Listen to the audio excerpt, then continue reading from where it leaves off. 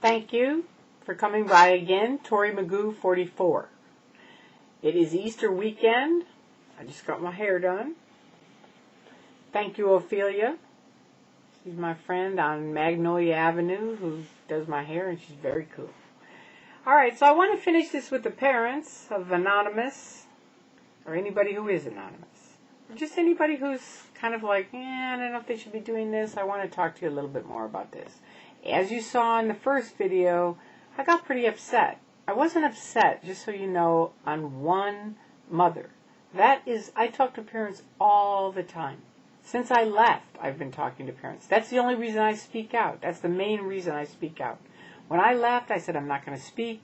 I'm not going to talk.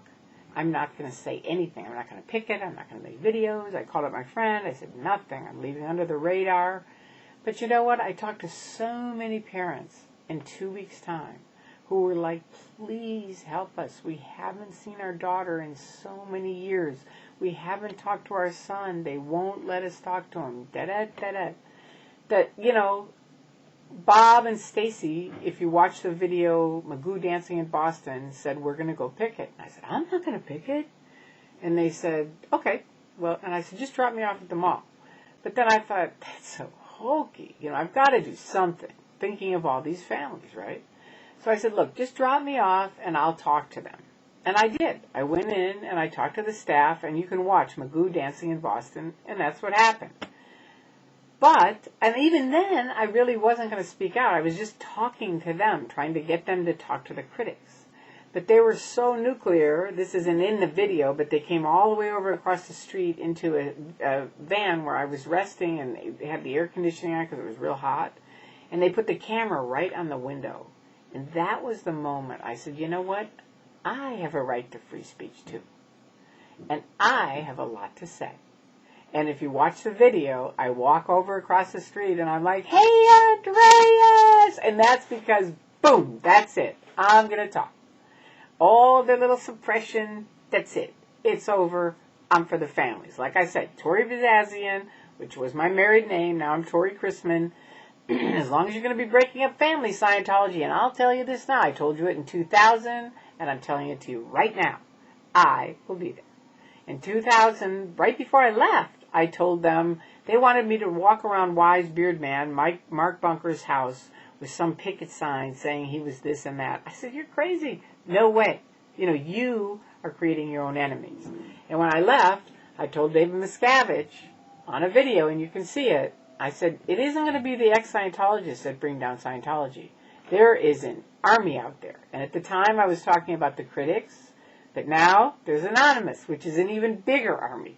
And they are willing to expose your abuses. Now, you can say as a parent, well, but that's not our war. That's not our fight. We don't care. Go watch the Atlanta video, okay, and watch the Atlanta SWAT team. This is a young group of peaceful picketers, right? And the SWAT team is there. They don't ever give them a warning. They just walk across the street and arrest you guys. Hello. We are in the United States of America. It is part of our Constitution that they have a constitutional right to picket peacefully, which they were doing, okay? Now, they can run there all like, oh, we were this and that. But you know what? Where's the proof, pal? And then to give people a ticket because they drove by and not honk, like here in L.A. and London and Boston, everywhere else, they're like, bam, bam, bam, bam. You know, people are like, far out. You know, they're sick of Scientology, right? But there in Atlanta, they go, doot, rah! There go the police, give them a ticket. Come on. You don't think your kid should stand up for this? That, at that point, for me, that changes from an Atlanta thing to an American thing, okay? Because once you start going, well, you know, they did Atlanta, right. And then the next place they're going to do is here. And the next place there. And then pretty soon, there you go. There go our freedoms. There are people that have stood up for our freedoms. Your freedom and mine. I don't know where you live, but if you're in the United States of America, there are people that have been standing up for our freedoms for many hundreds of years. Some of them younger than your children. Okay? Some of them died standing up for our freedoms, for our right to have these freedoms. Okay? And so I thank every single person, young, middle-aged, elderly people, anybody. Anybody who has the guts to stand up to a totalitarian organization that is in our country, and people who've dealt with them know that that is what they are. Okay, they may be hiding behind the curtain of religion, but just like Toto and the Wizard of Oz, man, Tom Cruise pulled that curtain back, and there he was. That's really what they are. We know the source of psychiatry. Really? Mr. Tom Cruise, an actor, is now become a doctor? That's what they think. I have epilepsy. They told me I had to get off my medicine. Thank God my mother's in, whatever. She passed away. I hope she's somewhere cool. But she was strong enough to say, no, you're going back on your medicine. These people are going to kill you, Tory. I didn't think so at the time, but I did go back on my medicine just because she was going to come out and have a heart attack if I didn't. But you know what? Some other people did die from it. One guy had epilepsy, and they took him off his medicine. He's dead now. There's a lot of people in Scientology that have died. The abusive things are what they're standing up for. Somebody wrote me and said, well, you shouldn't be against their religion. I'm not against their religion. First of all, I don't think it's a religion. I personally, having been in it for 30 years, don't. Someone said, well, what do you think is a religion? Well, number one, it has compassionate people that really care about other people. They're not just caring about PR, which is what Scientology is. Secondly, they tell the truth most of the time. Not all the time, but, as much as they can. They're honest people that are trying to help other people. Thirdly, it doesn't cost a fortune like the kids had these big signs. Freedom should not cost money. Okay, for a religious freedom, and here they are. It's a business. They're making a ton of money, and it's a tax shelter because they get a tax write-off on it. You got to step up to the plate and learn a little bit about what your kids know about this. There's a lot more to it. And for mothers, for fathers, for anybody, you care about our country, you better be listening to these kids because this is a serious thing, okay?